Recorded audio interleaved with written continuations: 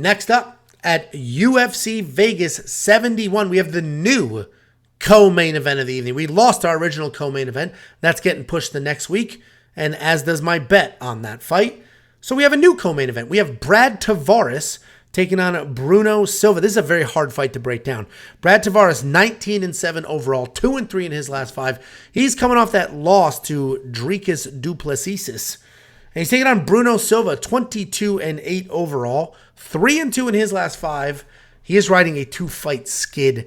Brad Tavares has been around for 100 years. Old school MMA fans know Brad Tavares. He was a hot prospect for a while. He's not very active, but he has been there for a while. He's been a staple at 185 pounds. He's 14-7 in the UFC. That's how long he's been in the UFC. 19-7 in his career, 14-7 in the UFC. So only 5 fights not in the UFC in a career that long. His losses are all to the upper echelon guys. Yoel Romero, Israel Adesanya, Robert Whittaker, and then Dricus du Plessis. Solid striker, good takedown defense at 80%, and he's got just that Hawaiian fighting spirit. He's not a guy that you're going to get out of there, but he's also not stupid dangerous. He's not a guy that's going to one-punch KO you or submit you, right? He's going to be there the whole fight trying to get that win. And he's taking on Bruno Silva. I'm a big Bruno Silva guy, right? I've liked Bruno Silva. I've picked him a whole bunch of times. And he's proved to be really talented. He's proved to be tough. But he is on this 2-fight skid, right? He had 3 knockouts in a row before that skid. Very good striker, solid BJJ. He took down Alex Pereira twice, and that was a decision loss, right? He didn't get knocked out against Alex Pereira. That was a decision loss, but he was just dropped and then submitted against Gerald Meerschaert, and that's what makes this so tricky, because if it's the Bruno Silva that fought and even lost to Alex Pereira, I think that guy beats Brad Tavares. That guy was coming forward, throwing bombs, working. He looked very good in that fight, and a lot of people are saying in the Discord, oh, Alex Pereira broke him. He's just not the same person. He wasn't knocked out. It was a decision loss. I don't know what broke him in that fight, right? And Alex Pereira went on to win the title after that. So the question then becomes, do I judge Bruno Silva based off of his last fight? Because his last fight was embarrassing. Losing to Gerald Meerschaert like that is embarrassing, especially after we just saw Gerald Meerschaert get flatlined and his chin went back to what it was in 2020. So, do you judge Bruno Silva based off of one fight? I personally am saying no. I think Bruno Silva wins this fight because even in the loss to Alex Pereira, he went out there, he stayed busy, he worked in takedowns, he had power, his striking looked good, and that was against the eventual middleweight champion. So I like Bruno Silva to win this fight. I'm not going to bet it because unlike a Bobby Green, this is a 2-fight skid that does worry me, and I don't know where his head is at. But I do like Bruno Silva to win this fight. Absolutely no money whatsoever because Brad Tavares is stupid tough. What do you think, Jakey boy?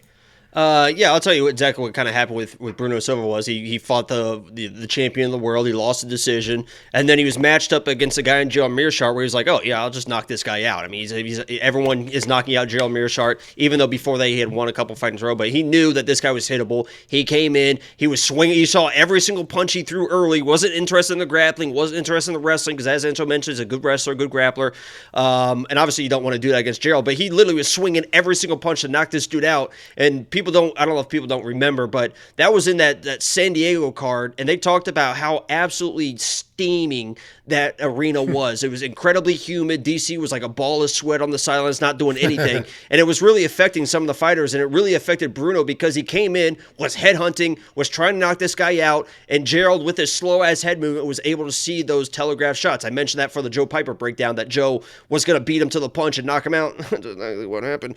But Bruno, I think, is the better fighter. I think he is the better fighter, but if he comes in frustrated, that same game plan against a hittable Brad Tavares and says, I'm going to try and put this guy out and swing wild, he's going to lose the fight again. He's going to lose the fight in the exact same fashion because Brad Tavares is a very well-rounded fighter. He's a durable guy. He can mix in some wrestling. Even if Bruno gets tired, he can mix in takedown too. So Bruno is a better fighter, but he's got to come in and fight like he normally fights. If he's headhunting, if he's trying to get a finish, Brad Tavares is tough enough to absolutely win this fight, and I think that's probably why he's the favorite. But I'm going Bruno because I think he does bounce back. There's no more humidity. There's no more weird things going on. It's not Gerald in front of him. I think he finds a way to get this done. I think he wrestles a little bit more in this fight. I hope so. So we're both on the Bruno side. I'm surprised you picked him. Surprised you love your Hawaiians. It's the right pick. Why wouldn't I pick him? I love Hawaiian Tough. I've never been wrong, so why would I pick a wrong why would I pick a wrong fight? I've never been wrong in my life. That is true. $8,900 in DraftKings. Listen, even if you think Brad Tavares wins, he's not worth that $8,900 because he's not a finisher. He's just really tough and sticks around. He's not a finisher. So in order to score that $8,900, you're going to have to put away Bruno Silva. I don't see that happening. And Bruno's a good dog at $7,300 in DraftKings. Yeah, I was going to say, Mr. D, I don't know if this is official or not. It looks like some breaking news here. He says they were in San Diego. Bruno went to Tijuana the night before, drank 3 bottles of Patron, humped a donkey. He was in no condition to fight. So, that's allegedly. I don't know if that's official news or not, but some breaking news there from Mr. D. We appreciate that for the live chat. Yeah, that is quite the hot take. Now we know. Both of us on the Bruno Silva side. Good size underdog. That's actually is that the biggest underdog we've picked so far? I think it is. We on picks.com. No, Gomez. Well, you picked him. I didn't. This is the biggest underdog we both agreed on. Gomez is like the 4th biggest underdog on the card, which that is like crazy. Well, we already broke that fight down. We on picks.com. Do all the things. And if you don't have $10, you can't become a premium member. You should at least join the Discord. That is 100% free. You can open up a new credit card. We take credit cards now. Yeah, we did take credit cards now.